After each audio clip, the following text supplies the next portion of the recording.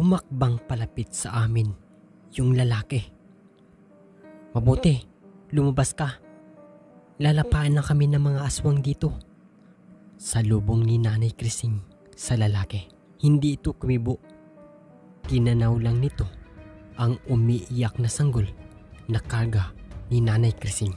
Tapos ay isa-isa niyang kaming pinaraanan ng tingin. Istrikto at mapanuri kung makasipat sa amin ang bigotilyong lalaki. May dalawa at mahabang pilat siya sa mukha na tumakip sa isang mata niya. Bakas na kung anong matalim na bagay na kumayo dito. Tansya ko ay lagpas 40 na ang edad ng lalaki. Pero makisig pa rin ang kanyang pangangatawan. Baka siya talaga ang hihinga ng tulong ni Nanay Krising. Kaya kami kumabila dito. Nakita ko ang mga tangan niya. Baril. Dumaan siya sa harap namin ni Kim at gumawi malapit sa poste sa kanang basid. Sa tikas ng pagkakatayo niya ay handang-handa na siya sa pagsugod ng mga aswang. Naaninaw ko sa likod ng dulo ng naabot ng liwanag na pabalik-balik sa paggapang sa kinaroroonan nila ang mga aswang. Hindi sila basta makalapit sa amin. Biglang ipinutok sa taas ng lalaki ang kanyang baril. Takot na nagtakip ng tenga si Arlene at sumiksik kay Mrs. Jose na hindi pa rin binabalikan ng ulirat. Narinig ko ang mga mabibilis na kaluskus ng pagtakbo papalayo ng mga nabulabog na aswang. Meron ding iba na matuling nagsigapang paakyat sa mga kalapit na puno. Iniisip kong natatakot na ang mga aswang na sugurin pa kami. Ilang saglit pa, hindi ko inakalang magsisibalik agad ang mga aswang. Takot na takot kami. Nagkumpulan na magkakatalikod ni Nanay Krising at Kim. Malapit ka na, Arlene. Nakita ko ang dalawang aswang. Mula sa magkabilang gilid ang mabilis na tumalon pasugod sa lalaki. Kaso, naunahan ang mga ito ng paglapat ng malalakas na hampas ng latigo sa kanilang mga katawan na pinakawalan ng lalaki. Parang may mga botel ng asin akong nakita na lumabas sa latigo nang tumama ito sa mga aswang. Kababagsak pa lang sa lupa ng mga aswang ay walang paso-baling pinagbabaril ng lalaki sa ulo ang mga ito. Narinig kong umarakanda ng patakbo papunta sa amin ang sasakyan na pinanggalingan ng ilaw na nakatanglaw sa amin. Mabilis na kumabig ito ng liko at uminto sa tapat namin. "Lola! Lola Chris! Dali!" Sigaw ng babae na nagmaneho ng pickup na sasakyan. Maiksi ang buhok nito at maganda ang muka. "Sakay! Sakay!" sabi ni Nanay Krising na iniintinding una kaming makapasok sa pick-up bago siya. Tatawagin ko sa Arlene nang makita kong papalapit na pala siya sa akin.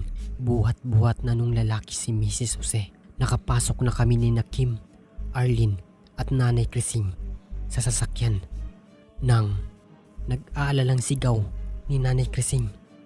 May isang aswang pala na mabilis na sumugod sa may likuran ng lalaki. Nagmamadaling bumaba ng sasakyan ang babae at matulin na sinalubong ng malakas na palos ng latigo ang aswang sa may likuran ni Mr. Sante.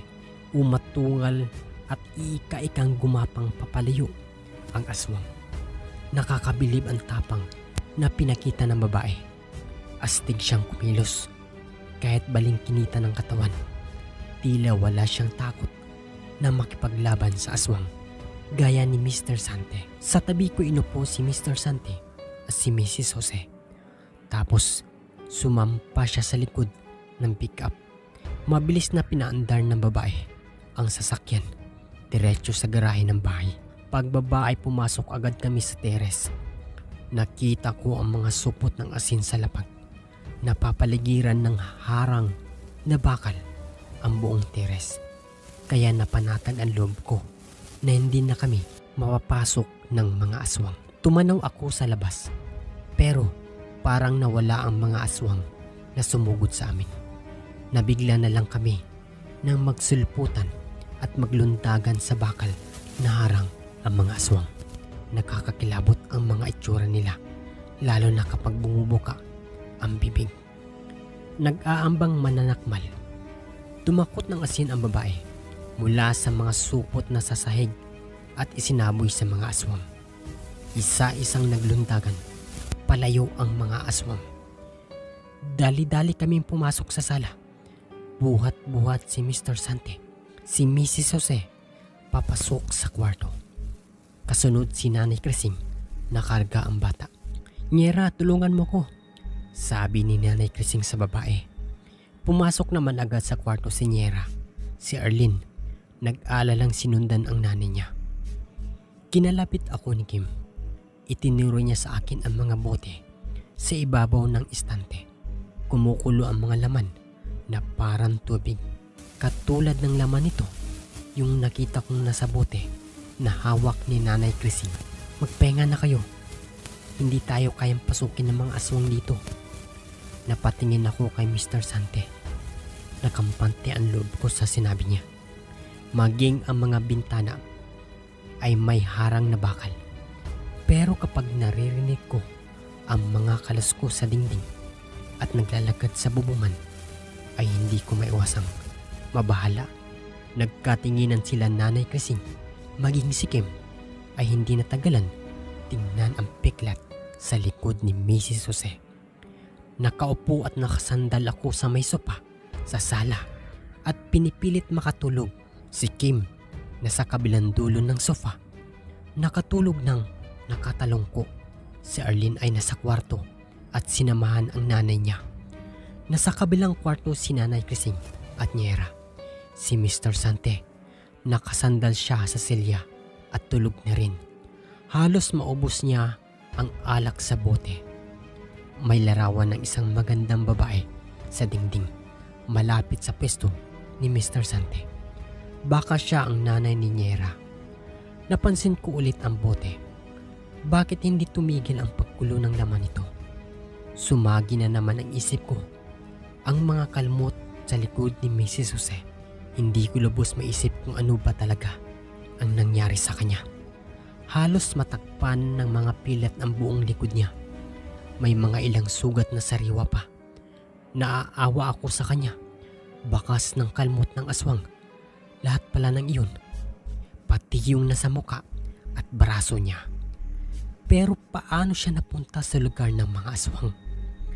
Napadilat ako nang marinig kong umiyak ang bata. Nakatulog na pala ako. Tulog pa rin si Kim. Wala na sa kinauupan niya si Mr. Sante. Nakabukas ang pinto at maliwanag na sa labas. Lumapit ako sa may pintuan. Nakita ko si Mr. Sante na may dalang mahabang baril at parang may hinahanap sa likod at itaas ng mga puno. Hindi pa rin tumatahan sa pag-iyak ang sanggol, kaya pumasok ako sa kwarto. Nakaupo sa kama si Mrs. Jose at karga ang anak. Pinapatahan niya ito sa ugoy ng mga bisig niya, kaso tuloy pa rin sa pag-iyak ang bata.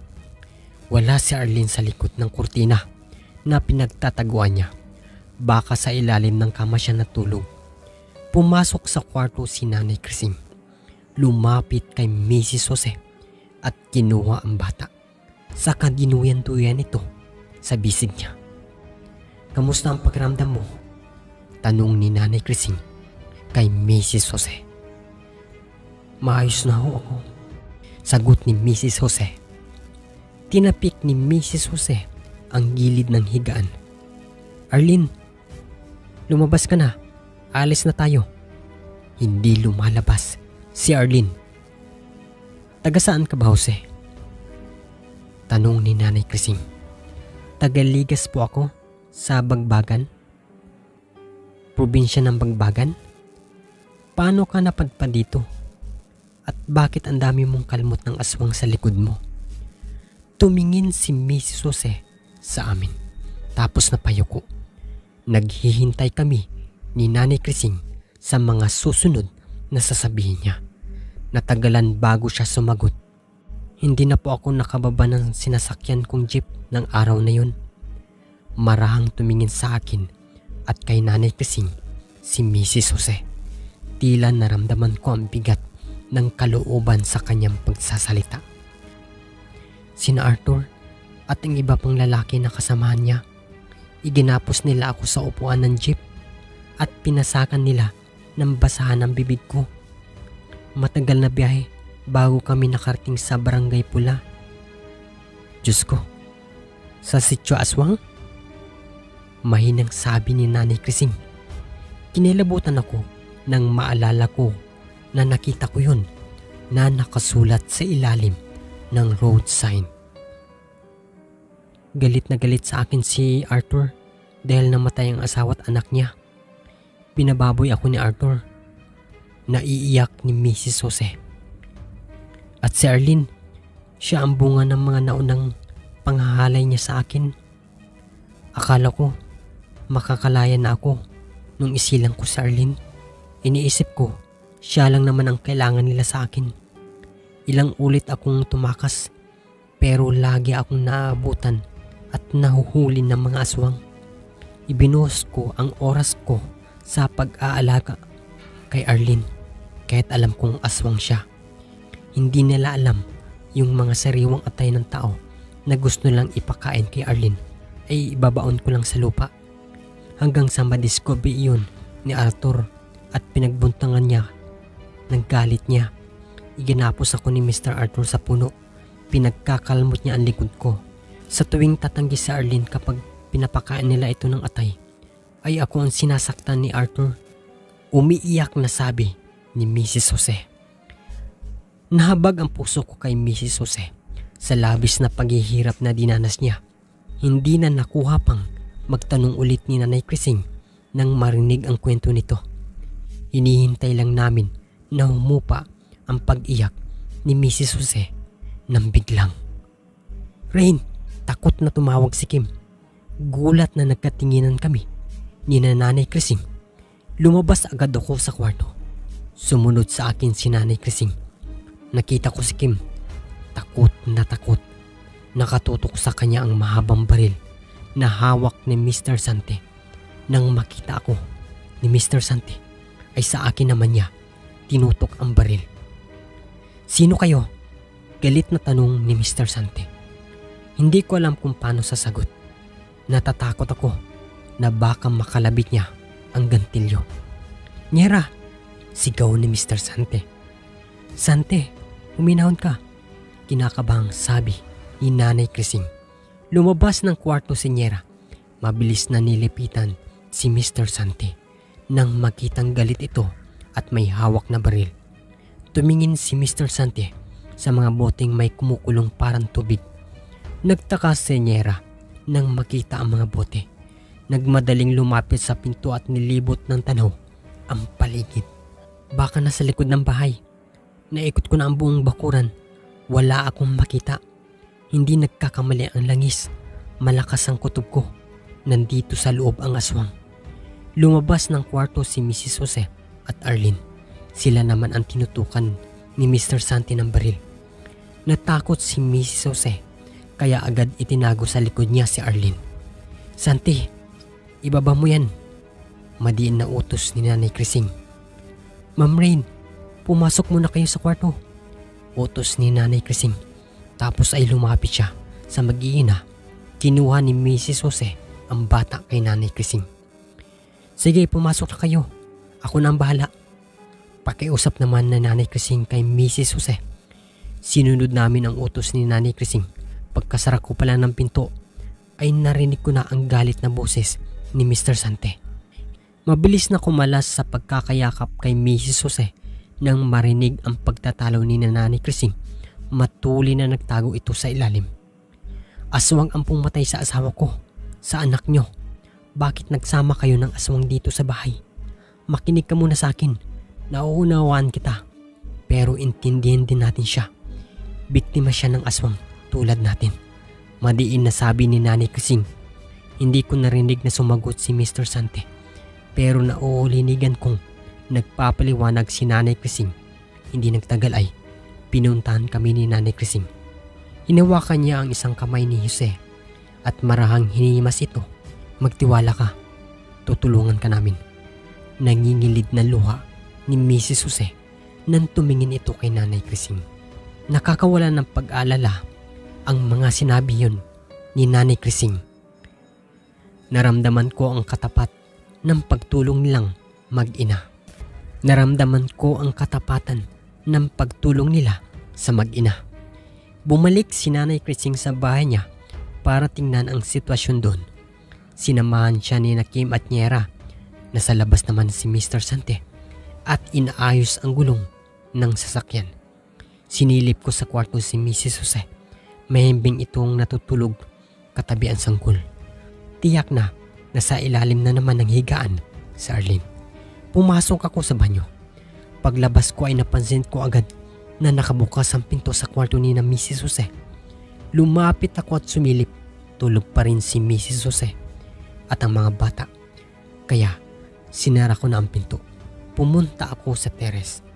Wala na sa harap ng bahay si Mr. Sante, maging ang sasakyan nito. Lumabas ako para tingnan sa gilid ng bahay. Baka lumipat lang doon si Mr. Sante. Pero hindi ko siya nakita kahit ang pick-up.